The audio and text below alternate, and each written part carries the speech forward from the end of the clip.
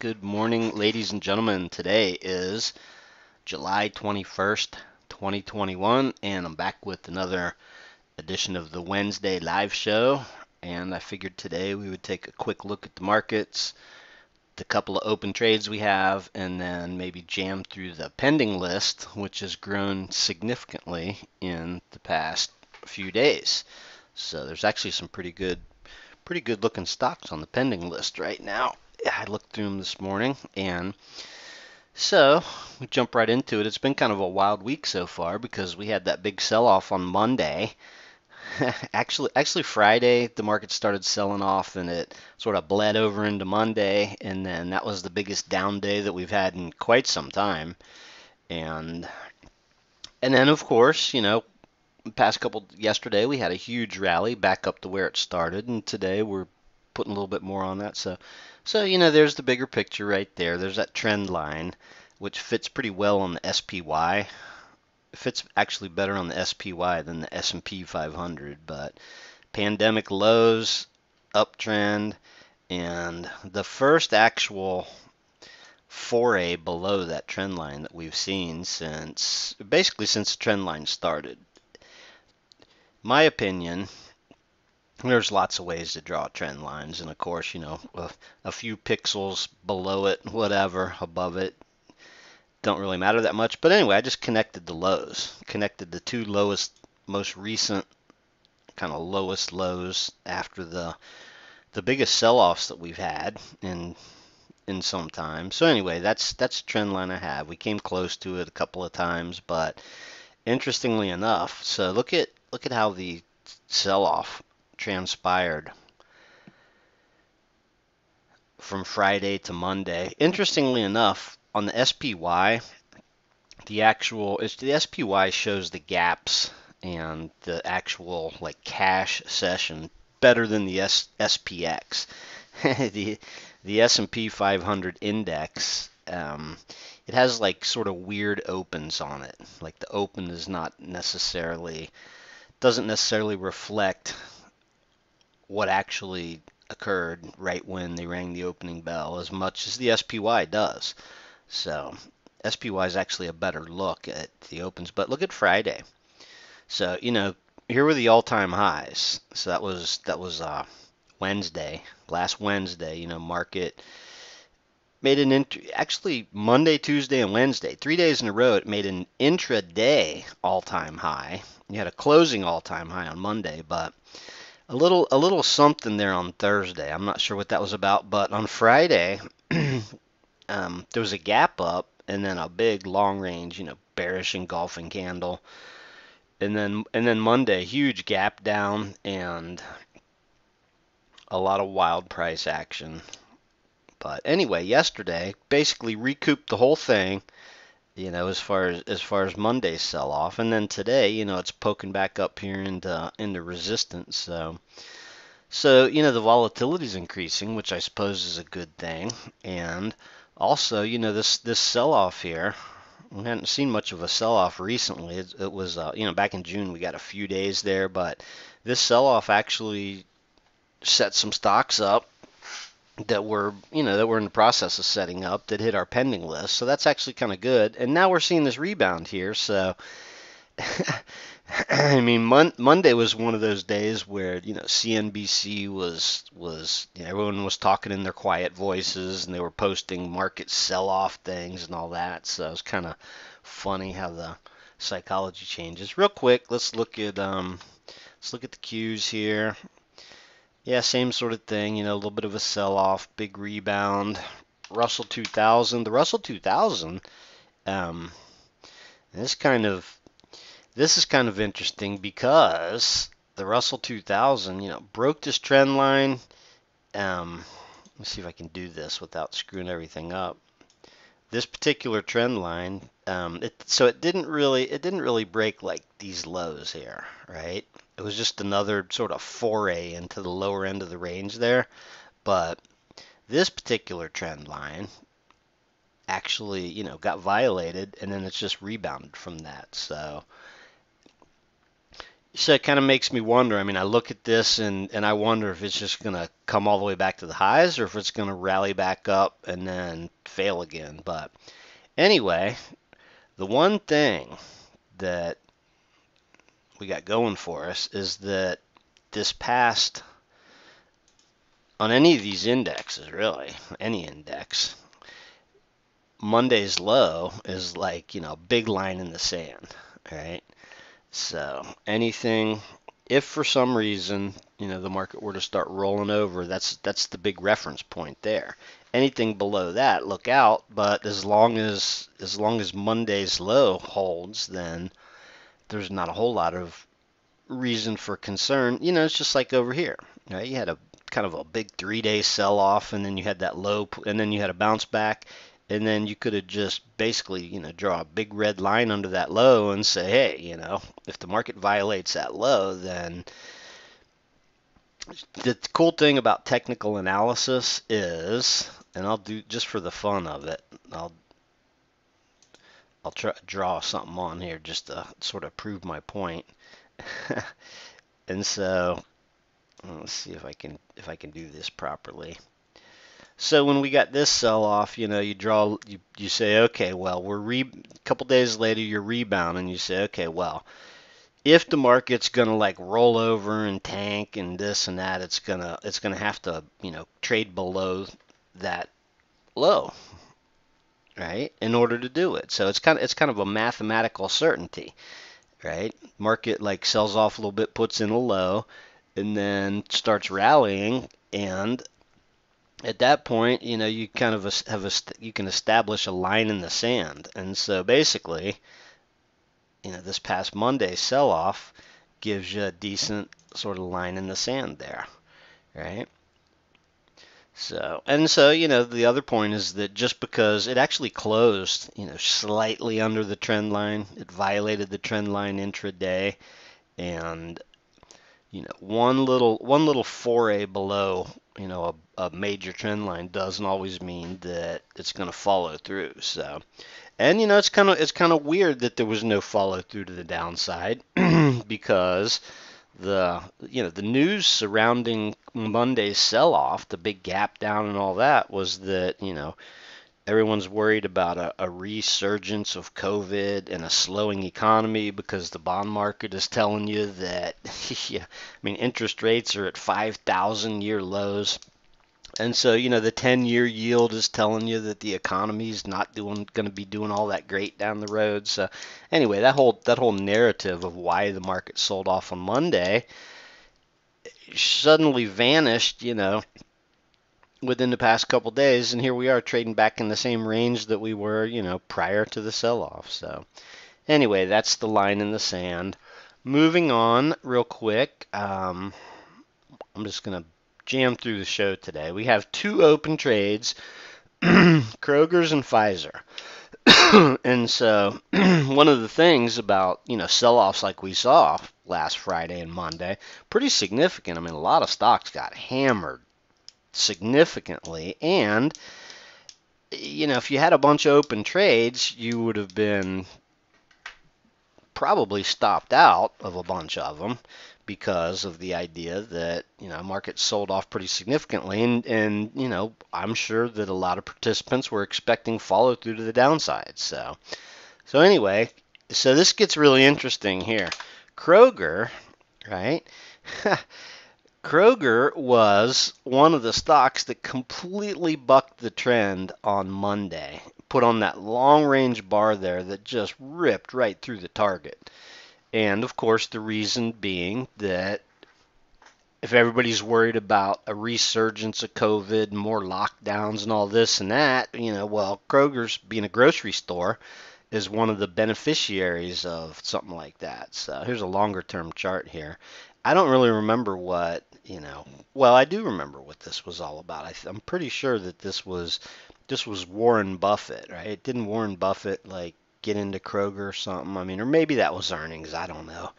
But anyway, good looking chart here. I had a trend line drawn across these highs, as you recall, last week, and before it triggered in. and just sort of pointing out the chart pattern there with the with the trend line break, trend line break. So anyway, this is looking pretty good. So here's the thing: it triggered in this day. There was a buy this day, and then the very next day. So that would have been Friday, right? So it triggered in Friday morning, had a decent little up day, and then just exploded and blew right through the target the very next day. The initial stop was down here, and now the trailing stop as we speak is moved up here, actually above the trigger, just under the low of the day it triggered in. So, looking pretty good. Now, of course, after that type of move, um, you can see on the chart there's like a symmetry, with the big, two, 3 steps forward, 2 steps back, and so, well, are we gonna pull back all the way down to the trailing stop? I don't know. It's hard to really say, but just based on what I see on the chart, it wouldn't surprise me. Um, Earnings are not coming up. See, we're also in the thick of earnings season here, and that's going to be something that we're going to need to pay attention to on the pending list, right? So I haven't gone through the pending list to see who's coming out with earnings when. Um, but as you know, we don't hold a stock over earnings, and so if a stock triggers in, like if I run the update at night and then a stock has triggered in and I see it's coming out with earnings in the next couple of days or next few days actually, then basically it'll be deleted. So you want to keep your eye on that. So I mean the moral of the story is until you see it on the actual triggered today list, you don't want to get ahead of it. I mean, unless you want to go through and find ones that you want to focus on. There's a couple on there that look really good, and I still have to pull up the earnings dates on them. So anyway, Kroger's interesting story because on Monday when the market was getting destroyed, right? I mean, biggest down day in months or whatever. I lose track of all the stats they like to throw out. But anyway, totally bucked the trend that day. It went up. It was like over 4% that particular day. So, and also that's something to keep in the back of your mind for the next time we get a pandemic sell-off, right? And then the other one, interestingly enough, was Pfizer that has been open now for quite some time. Yesterday, right? Yesterday, Pfizer finally made that big move that we're kind of hoping for, right? Because it triggered in and basically hit the target, the same day, which is pretty much an anomaly because that very seldom happens.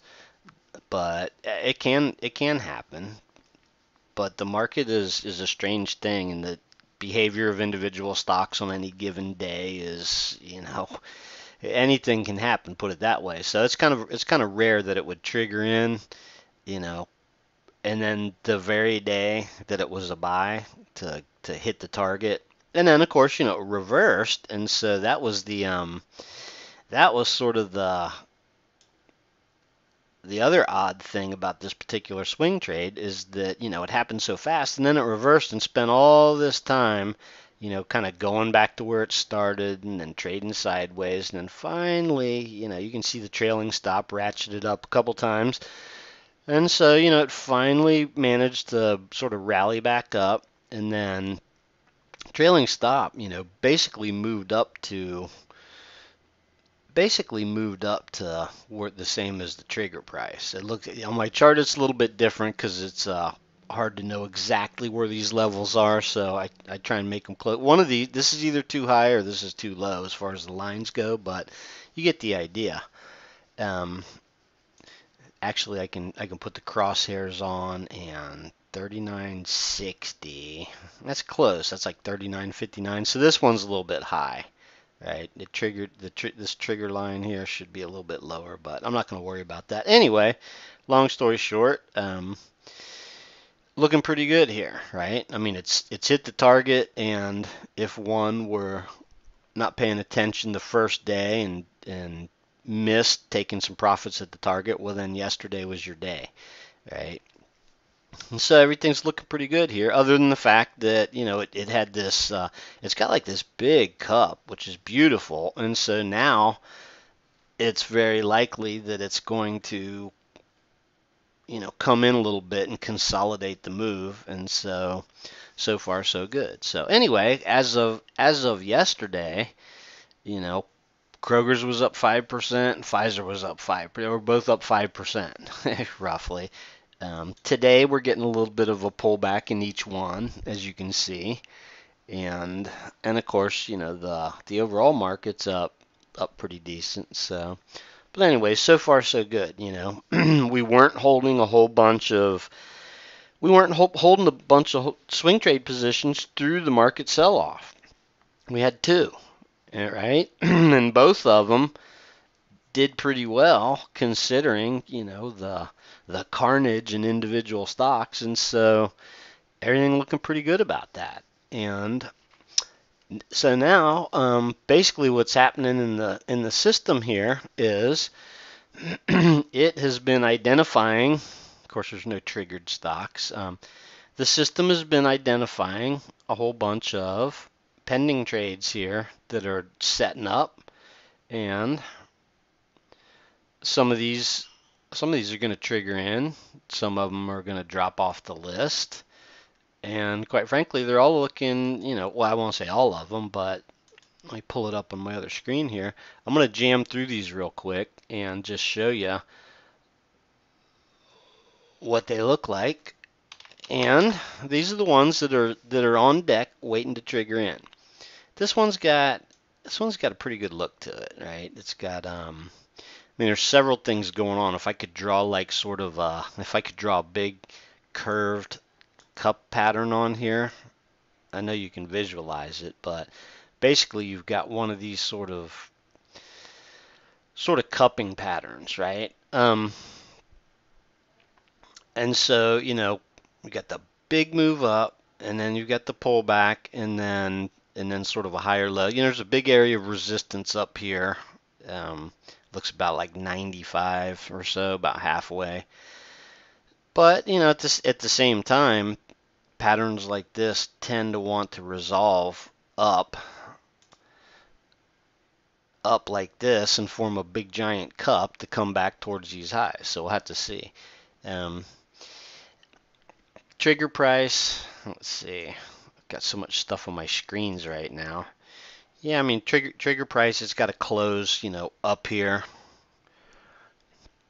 It's not a bad looking chart, but quite honestly, out of all these, it's not the best, because I looked through them and I got a couple that I think look like, the best ideas out of all the pending stocks. That doesn't mean they're going to trigger in or whatever, but I'll show those to you as we go and tell you which ones I like the best. This ENPH has got a pretty decent pattern, big sell down, just rallied and had a pullback from the rally. You got a nice little sort of gap down, pivot low reversal, and so yeah, this one's got a fairly decent looking little pattern to it. Yeah, it's a little weird, right? It's a little bit weird, but not too bad. Not too bad. It's got kind of like a decent little pullback going right here. It's a little sloppy, but not too bad. So keep in mind that these things, the actual entry trigger on these, there's AMD. This is the next one. So, AMD's got a pretty good look to it. Okay. Rallied up, sold off a little bit, coming back up, and so let's see. So what I was just about to say, keep in mind that you have to look at the entry trigger on these, and you have to sort of keep your eye on it on a day-to-day basis. So I'll just give you a for instance here.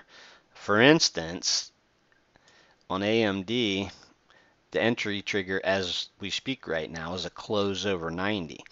And so, basically what that's doing is it's providing for the idea that there could still be a whole nother leg down, right? So, um, sometimes there was like one leg down and a little bit of a bounce, another leg down, a little bit of a bounce, and so this could still, do something like this. It's not quite washed out yet, but then again, certain stocks, especially strong ones like this,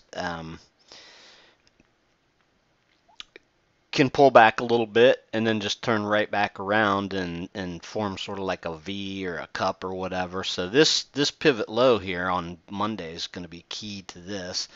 Hard to really say if there's another leg down or not, but the idea is that you don't want to jump into it prematurely. The system is like hanging back and it's saying, okay, we need to close like over the top of this last little cup. If this were to consolidate down here, then this entry trigger is going to come down. So that's basically, you guys know how it works. Well, let's move down the list real quick here. Fortress Transportation and Infrastructure. This is, Industrial Transportation Services. Yeah, this is kind of a new one on me. This is not one I'm familiar with, but I mean, look at it. Look at this chart pattern. It's beautiful. Beautiful uptrend. Yeah, a little bit of a pullback and spent a bunch of time just sort of chopping around sideways here. Not extremely volatile. The average daily range on this is 3.3% over the last month. So you zoom into this thing and nice rally to new highs. A little bit of a sell-off and starting to come back up. So this is Fortress Transportation, and I mean this almost I don't really know if it's an ETF, but it almost sounds like one. So good looking chart actually. Could look into that. Now we're starting to get into the good stuff here. This is a beauty. Apellis Pharmaceuticals. This is the type of pattern that, I mean, normal swing trading pattern. Notice like, the spike ups and then the sell downs and then the recoveries. And so each one of these little prior pullbacks here has, this one was 2 days and then it rallied right back up. But this has got a really nice, I could obviously, well, I'm wanting to get used to, drawing these trend lines live. So, this is basically, most of you guys have been around for a while. I mean, you look at a chart like this and you're like, oh yeah, you just visualize it. So, and if I don't save that, then it's not saved, but I will. So anyway, this is looking really good here. Little bit more of a push higher, which it may or may not happen today, and then a close, it's got to close a little bit higher than today's high to trigger it in. And then it'll turn into an open trade, and in theory, it will work its way back up towards 70, right? Just like each one of these prior little sell-offs here recently, there's still these cups, it sells down, hits a low, and then still like has formed like a little cup. And so the funny thing is that this, for the longest time, the system was not really finding anything as far as pending trades go, and you guys know that because you look at the pending list and it was hardly anything. And so, some of these stocks is just now starting to, they're just now starting to set up, right? And so this is prime example right here. I really, actually, I like the look of this a lot. Okay, next one. XOP. I know you guys are familiar with XOP because it's basically XOP is the energy. In my opinion, it's the best energy ETF out there because most people talk about XLE as the energy spider or whatever. But XLE is ExxonMobil, Chevron, Texaco comprises. It used to be about a third of it. So back in the old days, those of you who've been around for years and years and years of me doing the show know that I favor XOP when it comes to energy. And interestingly enough, I mean it's kind of cool to see this ETF as opposed to individual energy stocks. 'Cause they can be kind of crazy volatile. So here's the thing: is like we just had this big sell-off in the energy sector, and now it's looking to rebound a little bit. And of course, yeah, it's you got the perfect trend line there. You get a couple closes below it, it recaptures the trend line, and so just like I was talking about before, Monday's low is a perfect sort of line in the sand. So my guess is, let's see. Um, it's the funny thing is, all right. So I mean, you look at this and you think, oh, okay, yeah, the entry's still way, way, way up here, and so what that's telling you, what the system is telling us, is that this particular setup is still in its infancy, meaning that there's almost no way this thing's going to trigger in before next week.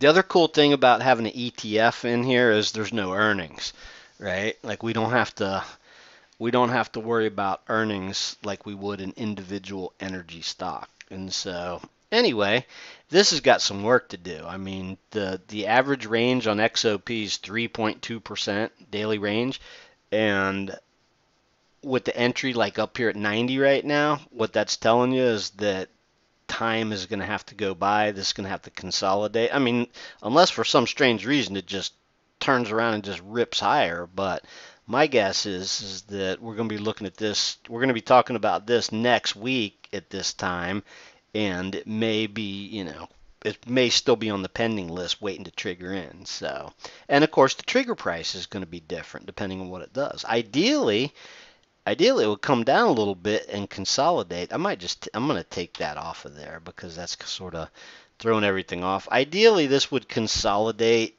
for a bit between, say, 80 and 85 or whatever, and then out in the future, the trigger price come down a little bit, and then it can break out and look at this last sell-off. You had the first sort of leg down, and then you had the first bounce, right? And then you had another leg down, and then it recovered. And that's very typical. Like the very first bounce after the sell-off, you generally don't want to jump in there. Now, there's lots of cases where you get a V reversal or whatever, but for a good swing trade, you need a nice sort of orderly medium duration, a medium duration type of sell-off rather than like, quick sell-off, quick rebound. If the duration is reasonable, then the change in trend has a little bit, it's just a better setup. So moving on, I'm going to jam through the rest of these real quick. CDNA. Same sort of thing. I mean, a lot of charts look like this now. They have this big sell-off and a rebound starting. This is the same way.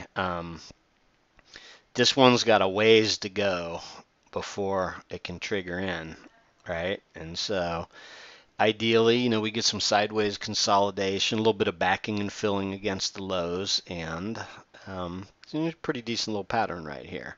So not my favorite, but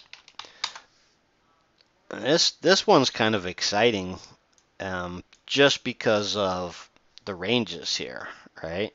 So this beam, the average range is, if you average them all out. Now, of course, taking into consideration these humongous long range days here, but this is like the average range 7.6%, and so you see something like this, and it was really kind of nothing going on here, and I'm not even sure what the news was here, but it's kind of a typical pattern, that exploded out of nowhere, sold back off, and there's a lot of potential here. So this one's kind of interesting.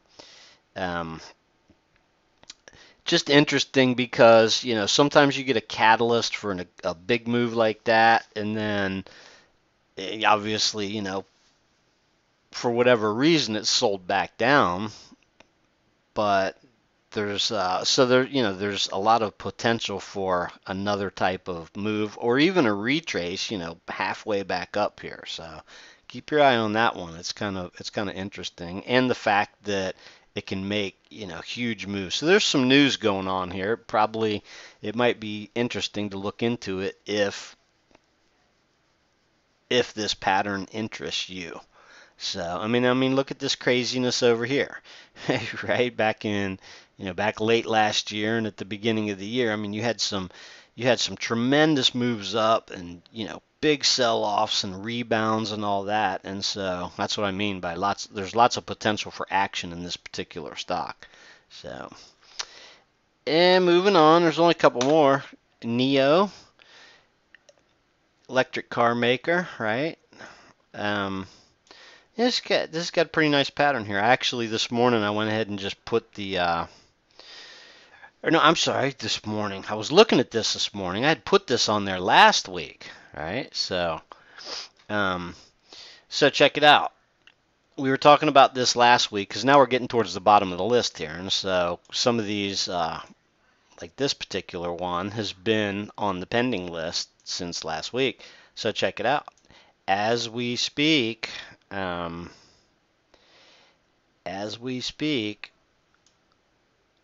NIO is trading above the trigger price. So let's see, 45.30. 45, yeah, 45.30.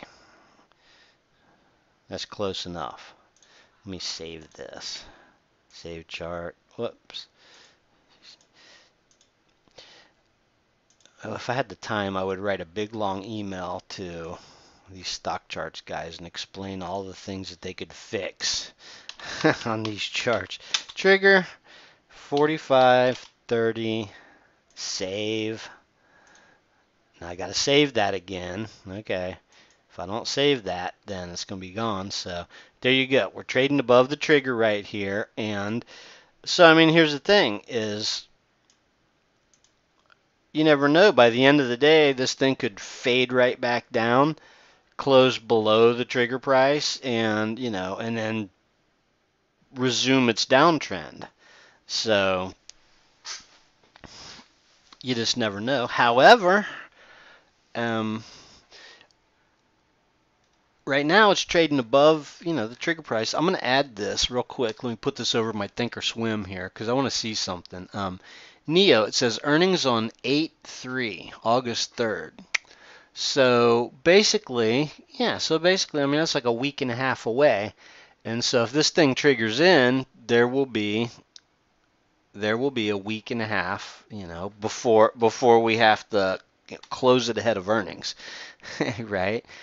And so the reason I say that is because circling back to what I said earlier in the show is like if earnings were coming out on this, say next Tuesday, then there'd be no point in buying it today, and we don't want to roll the dice by holding some stock over earnings because we just don't. And I've gone into lengthy explanations and details about that, and we talk about it in the documentation, but we just don't feel as though it's reasonable to hold a stock over earnings. So in earnings season, that becomes a little bit of an issue. Also, there's been plenty of earnings seasons where we've had a whole bunch of open trades, and it helps sort of, weed things out and pare down the list and get us ready for another cycle. So, but anyway, so there's a good one to really keep a close eye on today for you because this baby is very likely to trigger in. Highly likely to trigger in unless for some reason we get a big fade and it fades back down. So moving on, a couple more left. Cryoport. This is not Cyrex. That's something else. I see the ticker symbol. I want to say Cyrex. Materials, containers, and packaging. Huh. So you can see I got a trend line going here. This one's got some work to do. It's yeah, it's not really close to triggering in today, but it's working on a little bit of a pattern, right? So last but not least is Newmont Mining, which is probably if this thing like one more little fade and this thing will most likely be off the list.